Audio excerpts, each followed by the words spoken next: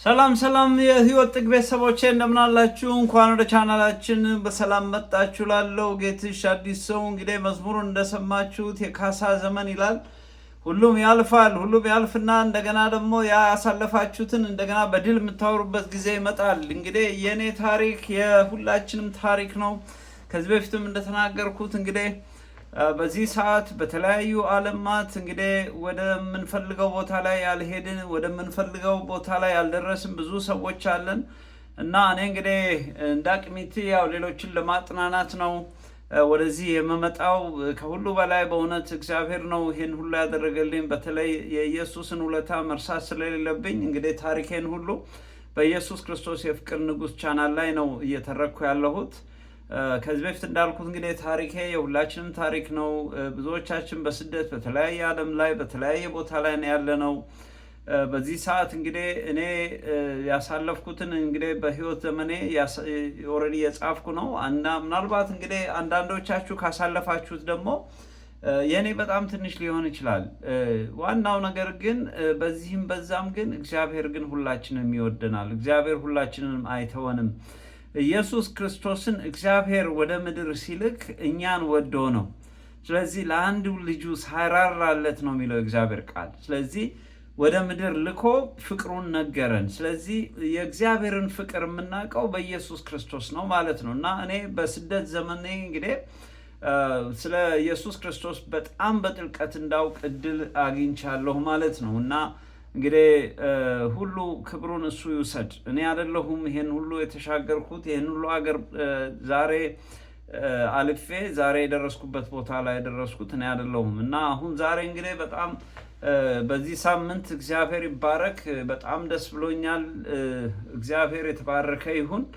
ለ24 ዓመት እንግዲህ ምንም መኖሪያ ፍቃድ ምንም አይነት ፓስፖርት አልነበረኝም። እንግዲህ ባለፈው 2 ወር በፊት መሰለኝ ኦልሞስት በ5ኛው ዓመቴ 3ኛውን ዜግነት አገኘሁ። የካናዳን ዜግነት ብዬ ተናግሬያለሁ። መጀመሪያው የኢትዮጵያ ዜግነት ነው ያለኝ። ሁለተኛው ደግሞ የሰማያዊ ነው፣ በክርስቶስ ያገኘሁት የሰማያዊ ዜግነት ነው።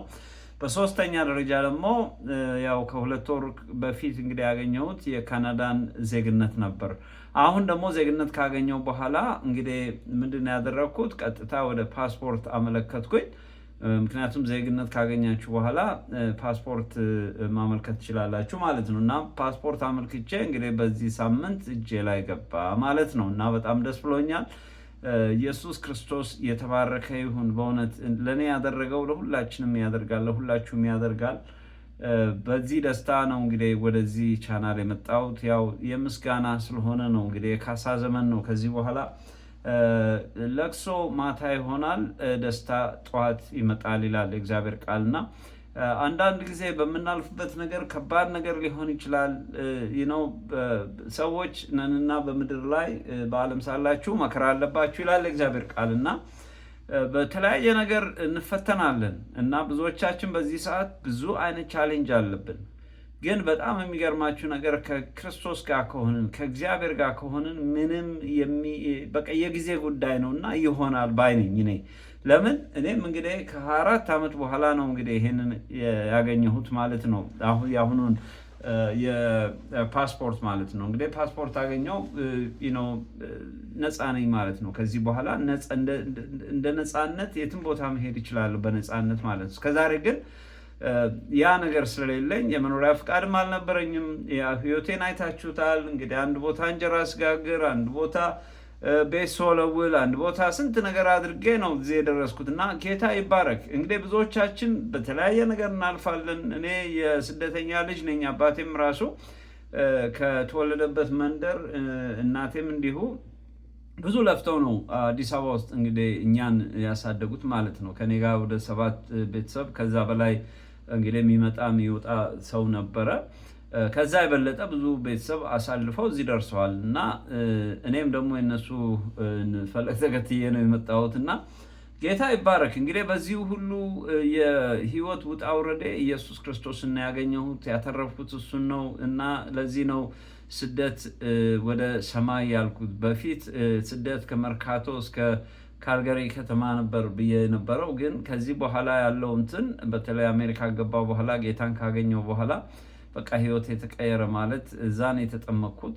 ምክንያቱም መጽሐፍ ቅዱስ ያመነ የተጠመቀ ይድናል ስለሚል የውሃ ጥምቀት እዛ ነው ያደረኩት። ከዛ በኋላ ያው በመንፈስ ቅዱስ ተጠመቅኩ። ኢየሱስ ክርስቶስ እንግዲህ የህይወት ያዳኝ ሆኖ ከሱ ጋር እየተጓዝኩ ነው ያለሁት እና እንግዲህ ከዚህ በኋላ ያለው የካሳ ዘመን ነው።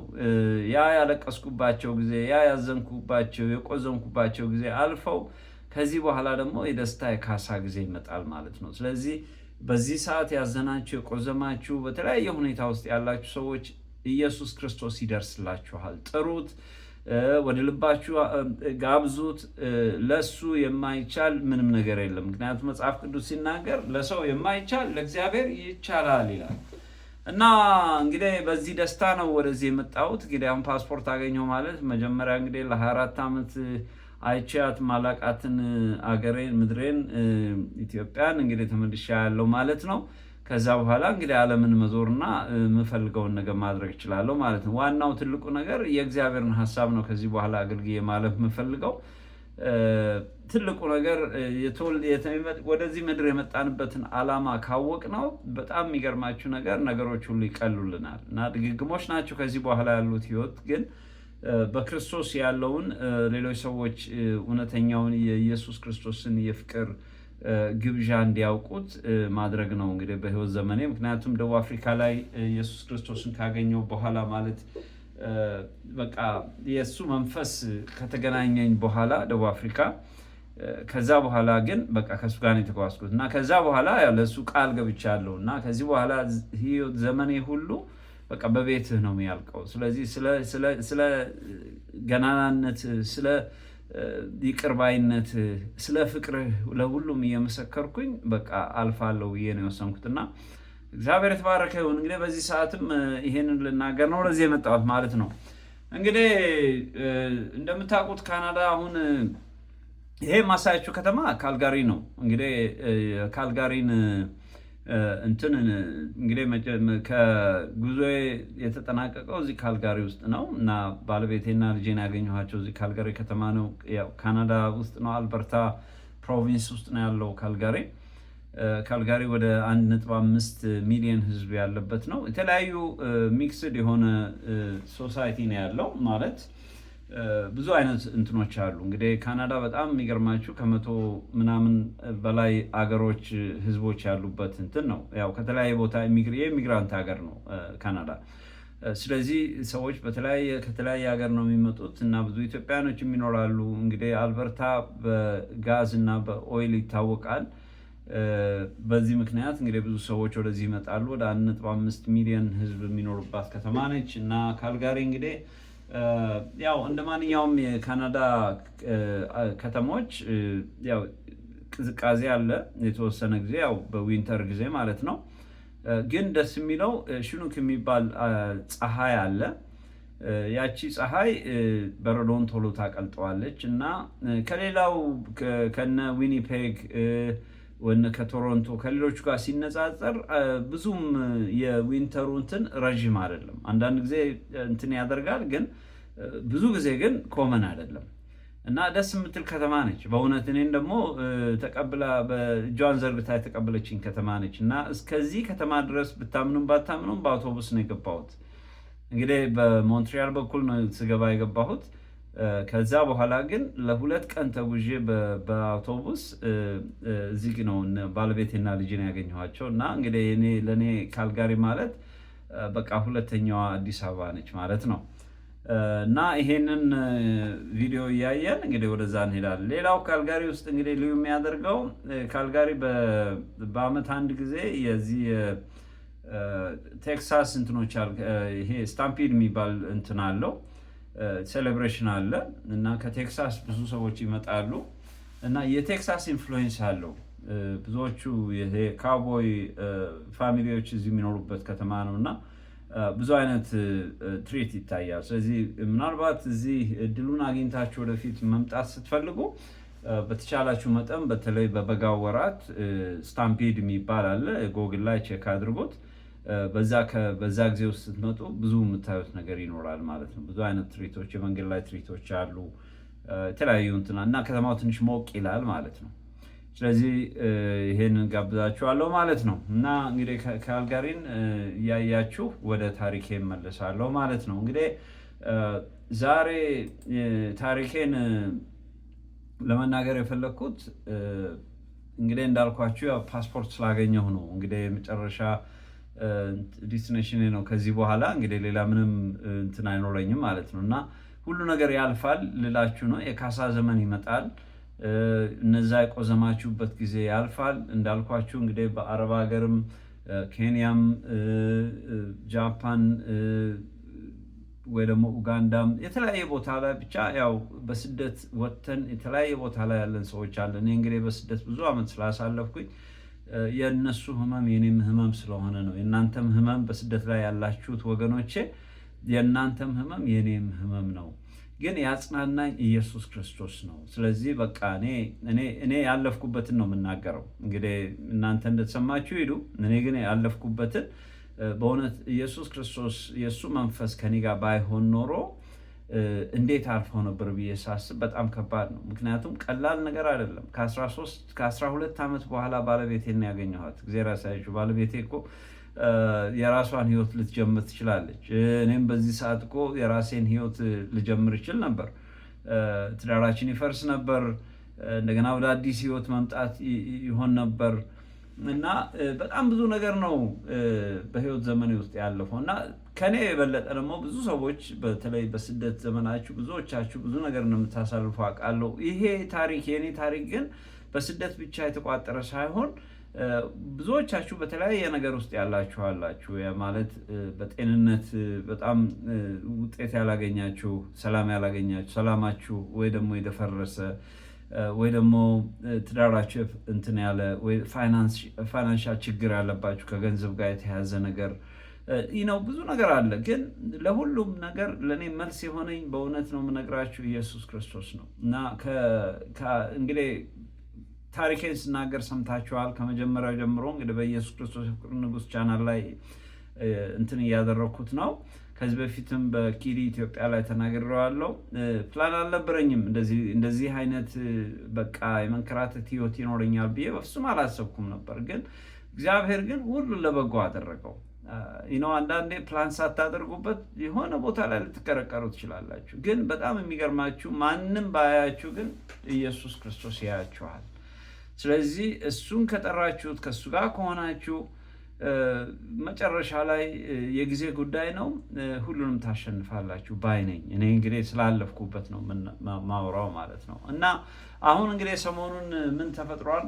የመጀመሪያው ነገር ፓስፖርት ሲቲዝንሺፕ ሳገኝ ወይ ደግሞ ዜግነት የካናዳን ዜግነት ሳገኝ ሁላችሁም እንግዲህ እንደምታውቁት አሁን ካናዳ ፕራይም ሚኒስትር ትሩዶ ወርዶ አዲስ ፕራይም ሚኒስትር ነው እንትን ያደረጉት የመረጡት ማለት ነው። እና ያ ፕራይም ሚኒስትር ከመጣ በኋላ ደግሞ ኢሌክሽን ነበር ማለት ነው፣ ምርጫ ነበር። እና እኔ እንግዲህ ዜግነት ስላገኘሁኝ እድል አገኘሁ ማለት ነው፣ እንትን ለመጠየቅ ማለት ነው፣ ማለት ቮት ለማድረግ እችላለሁ ማለት ነው ዜግነት ስላገኘሁ። ስለዚህ ይሄንን መብቴን መጠቀም አለብኝ ብዬ ለመጀመሪያ ጊዜ እንግዲህ የትም ቦታ ያላረኩትን እዚህ ካናዳ ውስጥ ያው ቮት አደረግኩኝ ማለት ነው። እና በጣም ደስ የሚል ፊሊንግ ነው ያለኝ። ምክንያቱም ለምንድን ነው ከዚህ በፊት አድረጋችሁ የማታውቁትን ነገር ስታገኙት እና ትላንትና ምንም ያልነበርኩ ሰው ሁሉን ነገር አንድ በአንድ እግዚአብሔር ሰጥቶ ጭራሽ ደግሞ በሰው ሀገር ዜግነት አግኝቼ እንደገና ደግሞ የዛን ሀገር ፕራይም ሚኒስትር ለመምረጥ እንደገና እድል መሰጠት ማለት በጣም ነው ደስ የሚለው እና ለእኔ እንግዲህ ትልቅ ስሜት ነው የፈጠረብኝ እና አሁንም ልዩ የሚያደርገው ይሄ ነው። እና ዛሬ እንግዲህ የመጨረሻ ቀን ነበር የምርጫው የካናዳ ፕራይም ሚኒስትር የሚመረጥበት። ያው እንግዲህ ፕሬዚደንት ትራምፕ እንደምታውቁት ካናዳን 51ኛ ስቴት አድርጋለሁ እያለ በጣም በተደጋጋሚ እየተናገረ ነው እና ካናዳን ለመውሰድ ይፈልጋል። እና ያው ካናዳ ውስጥ ያለው ሁኔታ ጥሩ አይደለም ማለት እንግዲህ ምን እንደሚፈጠር እግዚአብሔር ብቻ ነው የሚያውቀው። ትልቁ ነገር ሰው በክርስቶስ መኖር ሲጀምር ሁሉን ነገር ለሱ ስለምትሰጡት እንደ ማንኛውም ሰው እንደው ቀስ ብዙም ታስባል ትንሽ ነው የምታስቡት፣ ይሄን ያህል አይደለም። ምክንያቱም እግዚአብሔር የመረጠው ነው የሚሆነው እንጂ ሰው የመረጠው አይደለም የሚሆነው። በቃ በኢየሱስ ክርስቶስ መኖር ስትጀምሩ ሁሉን ነገር እግዚአብሔር ሳያውቀው የሚሆን ምንም ነገር የለም። ስለዚህ መጽሐፍ ቅዱስም ሲናገር ንጉሥ የሚመረጠው በእግዚአብሔር ነው ይላል። ስለዚህ ትራምፕም ተመረጠ፣ ሌላም ሰው ተመረጠ፣ ዋናው ትልቁ ነገር ግን ከእግዚአብሔር ውጭ አይደሉም እነዚህ ሰዎች። ስለዚህ እግዚአብሔር እንደሚፈልገው በራሱ አጀንዳ እነዚህ ሰዎች ያሽከረክራቸዋል። ስለዚህ መጽሐፍ ቅዱስም ስለሚል ማለት ነው የንጉሶችን ልብ ወደሚፈልገው ቦታ እንትን ይቀይራል ይላል፣ ያዞራል ይላል። ስለዚህ እግዚአብሔር ነው ማለት ነው ሁሉን ነገር የሚቆጣጠረው። ሰዎች በዛ እንትን ብለው ነው የሚመጡት ማለት ነው። እና ይሄ የምታዩት ቦታ እንግዲህ ያው የካልጋሪ እንትን ነው ብያቸዋለሁ። እንግዲህ ካልጋሪ ውስጥ ብዙ ቦታዎች አሉ፣ የተለያዩ ቦታዎች አሉ። እና እንግዲህ እድሉን ስታገኙ በቃ ካልጋሪ ብትመጡ ብዙ ነገር ታያላችሁ ብዬ አስባለሁ። እና ሌላው እንግዲህ አሁን ወደ ምርጫው ስመለስ ምርጫው እኔ ለመጀመሪያ ጊዜ እድል ሳገኝ ምንድን ያደረግኩት እንግዲህ ሶስት ፓርቲዎች ነበሩ የነበሩት። እና ለነገሩ ሜጀር የሚባሉት ሁለት ፓርቲዎች ናቸው። የመጀመሪያው ኮንሰርቫቲቭ ይባላል፣ ሌላው ደግሞ ወግ አጥባቂ ይባላል፣ ሌላው ደግሞ ሊብራል ይባላል ማለት ነው። እና እነዚህ ሊብራሎች ወይ ደግሞ በነፃነት የሚያምኑ ወይ ደግሞ የመጀመሪያው ደግሞ ኮንሰርቫቲቮች ናቸው ማለት ነው። እና እንግዲህ የነዚህን የሁለቱንም ፕሮግራም አየሁኝ። የፖለቲካ አጀንዳቸው ምንድን ነው፣ ፕሪንሲፕላቸው ምንድን ነው የሚለውን አየሁ ከመምረጤ በፊት ማለት ነው። እና የኮንሰርቫቲቮቹ አጀንዳ ሞር ተመቸኝ። የተመቸኝ ምክንያት ለምንድን ነው ያላችሁኝ እንደሆነ ሞር የእግዚአብሔር ነገር አለው እዛ ውስጥ እና ከመጽሐፍ ቅዱስ ላይ የተወሰዱ ብዙ ነገሮች አሉ። ለምሳሌ ኮንሰርቫቲቮቹ ተመሳሳይ የጾታን እንትን አይደግፉም፣ ጋብቻን ማለት ነው። ከሌላው ደግሞ አሁን ኢየሩሳሌም የእስራኤል ዋና ከተማ ነች እንደሆነች ነው የምናውቀውና ሪኮግኒሽን የሚሰጠነው ለዛን ይላል። እና ብዙ ከመጽሐፍ ቅዱስ ጋር የተገናኙ ብዙ ነገሮች አሉ። ስለዚህ እኔ እንግዲህ ሁልጊዜ ቮት የማደርገው የእግዚአብሔር ቃል ያለበትን ነገር ነው። ስለዚህ ለእነሱ ነው ቮት ያደረግኩት። እና ለመጀመሪያ ጊዜ እንግዲህ እንዳልኳችሁ ከ4 ዓመት በኋላ ጭራሽ እድል አግኝቼ ምርጫ በመምረጤ በጣም ነው ደስ ያለኝ። ወጥቼ እንደውም ይህንን ምርጫ ሁሉ እንትን አድርጌያለሁ እና ሰዎች በተለይ እንትንን እንዲመርጡ የኮንሰርቫቲቭ ፓርቲውን እንዲመርጡ ወጥቼ እንትን ቅስቀሳ ሁሉ አድርጌያለሁ። እና እዛ እንትኑ ላይ አንዳንድ የተለያዩ እንትኖች አሉ እና እዛ ላይ በጣም ለመጀመሪያ ጊዜ ነው ይሄንን ያደረኩት። ያው እንዛል ማናት ትችላላችሁ። ትንሽ እንግዲህ በኢየሱስ ክርስቶስ ቻናል ላይ እንትን አድርጌ ያለው ይሄ አሁን ያሰማሉ፣ ትራክስ ያሰማሉ። ደጋፊ ያልሆኑት ደግሞ እንግዲህ ያው ስድብም ሊኖር ይችላል መቻል ነው።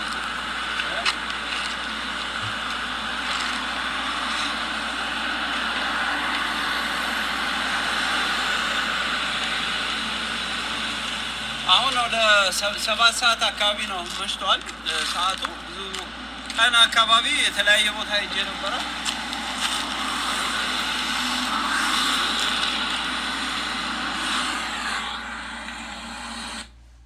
እንግዲህ ያው በሰው ሀገር መጥቼ ዜግነት ካገኘው በኋላ በቃ የኮንሰርቫቲቮችን ወይ ደግሞ ወግ አጥባቂዎቹን ምረጡ ብዬ ወጥቻለሁ ማለት ነው። እና እንግዲህ በጣም ደስ ብሎኛል ይሄንን ስላደረኩኝ። ትልቁ ነገር የእግዚአብሔርን አጀንዳ ፕሮሞት ነው ያደረኩት። ማንም ያሸንፍ ማን፣ የኔ ሀሳብ ምንድነው? የእግዚአብሔርን ቃል የሚደግፍ ፓርቲን መደገፍ ስለነበረብኝ ነው ኮንሰርቫቲቮችን የደገፍኩት። ምክንያቱም እነሱ ቅድም እንዳልኳችሁ ብዙ አይነት ከመጽሐፍ ቅዱስ ጋር የተገናኘ ብዙ ነገር አላቸው። ስለዚህ በዛ ምክንያት እነሱን መርጫለሁ ማለት ነው እና ይሄንን ፕሪቪሌጅ ስላገኘሁ በጣም ደስ ብሎኛል። እንግዲህ ከኔ ደስታ በኋላ ደግሞ እየተናገርኩ ያለሁት በተለይ ደግሞ ይሄንን እድል ያላገኛችሁ ነገ ሁሉ ነገር ስለሚያልፍ ሁሉ ነገር ያልፋል። እንግዲህ ከዚህ በኋላ የካሳ ዘመን ነው። እግዚአብሔር ይባርካችኋል። በብዙ ነገር ካለፋችሁ በኋላ በጣም የሚገርማችሁ በቃ ሚስ ያረጋችሁትን ነገር ወይ ደግሞ ያመለጣችሁትን ነገር ሁሉ እግዚአብሔር መልሶ ነው የሚሰጣችሁ። እኔ እንግዲህ ከዚህ በፊት ተናግሬያለሁ። ምንም አልነበረኝም፣ ቤተሰቦቼ አጠገቤ አልነበሩም። እግዚአብሔር ግን አንድ በአንድ ቀስ ቀስ እያለ ሁሉን ነገር ወደ እጄ ያስገባው ማለት ነው እና በሁሉ ነገር እግዚአብሔር ይባርካል። እናንተ ከምታስቡት በላይ እግዚአብሔር ይባርካል። እኔ እንደዚህ ነው የሆነልኝ። ስለዚህ በገንዘብም እግዚአብሔር ባርኮኛል፣ በጤንነት፣ በሰላም፣ በፍቅር በቃ ቤተሰብ ጥሩ ቤተሰብ ሰጥቶኛል። ለሌሎች ሰዎች እንድተርፍ አድርጎኛል እግዚአብሔር እና በቃ ይሄንን የሚያደርገው እግዚአብሔር ነው። ከሱ በላይ ማንም የለም ልላችሁ ነው እና በቃ ይሄንን ነው ልናገር የምፈልገው ማለት ነው። ስለዚህ የካሳ ዘመን ይመጣል። ለሁላችሁም የካሳ ዘመን ይመጣል። በተለያየ ሁኔታ ላይ ላላችሁ እግዚአብሔር ይደርስላችኋል። መጨረሻ ላይ ደግሞ ሁሉንም እንግዲህ ለሱ ክብሩን ለሱ ታስረክቡታላችሁ ማለት ነው እና እንግዲህ የዛሬው ፕሮግራሜ ይሄን ይመስላል ማለት ነው። ስላዳመጣችሁኝ በጣም አመሰግናለሁ። እንግዲህ ሌላ ደግሞ ምናልባት ይጠቅማል ብዬ የማስበውን በዚህ ቻናል ላይ እንደገና ከህይወት ጋር የተያዙ ነገሮች ስላሉ አንዳንድ ነገሮች ሰው አድማጮች ቢሰሙ ጥሩ ነው ብዬ የማስበውን በዚሁ አቀርባለሁ ማለት ነው። ስላዳመጣችሁን በጣም አመሰግናለሁ። እንግዲህ ጌትሽ አዲስ ሰው ነኝ ከመርካቶ ካልጋሪ ከተማ ካናዳ። እንግዲህ በሚቀጥለው በሌላ ፕሮግራም እስከምንገናኝ ቸር ይግጠመን ብዬ ሰናበታችኋለሁ ማለት ነው።